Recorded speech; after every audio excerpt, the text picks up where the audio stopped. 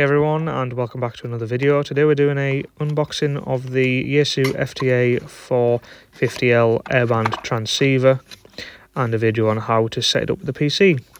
What's included in the box is the Yaesu warranty and the owner's manual for the different models, this being the 450.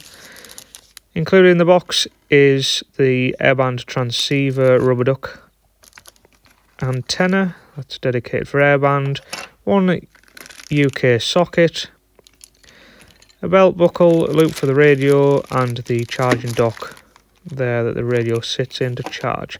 When charging, it takes about 5 hours from initial charge to get it up to a green light. That's the European socket there and the actual charger itself. This is a cigarette lighter charger if you want to charge that while you're on the go. And that's the programming cable. It's for when you're programming the radio with the PC there. This is the fitting for the radio if you want to use your headset when you're flying with the standard GA twin plug.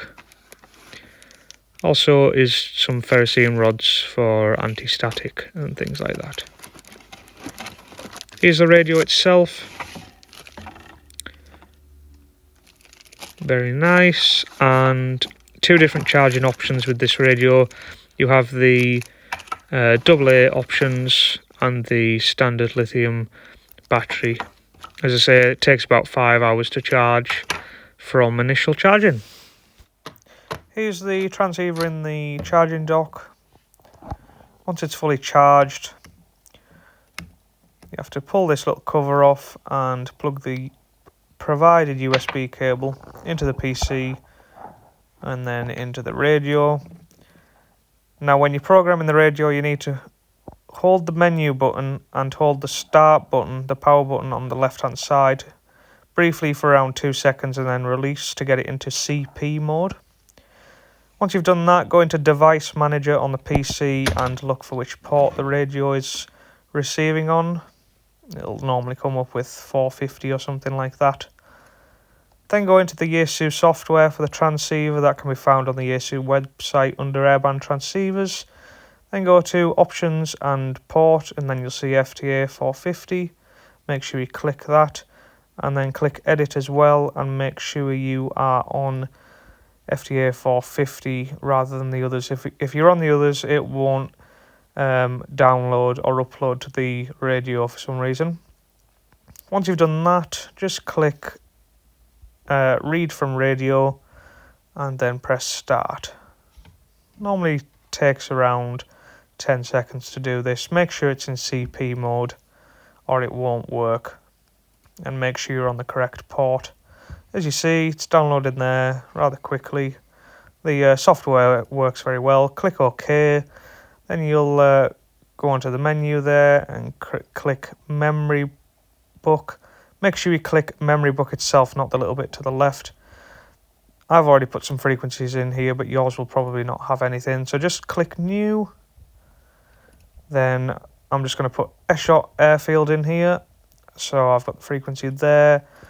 So I'll just copy and paste just for easiness. Put S-shot in the top. You can copy and paste that. And then I'll put the frequency in as well, which I believe is 122.855. Just put that in there.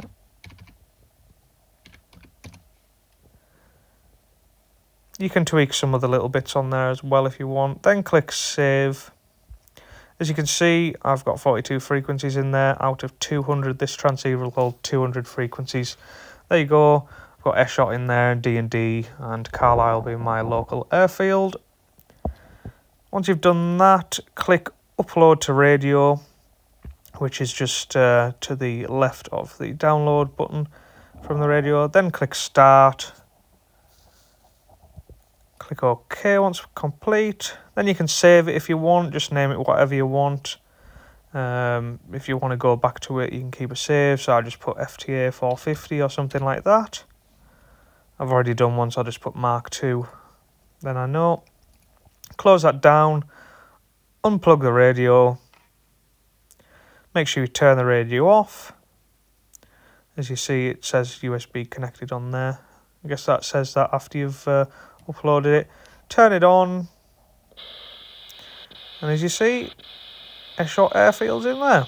Thanks very much for watching.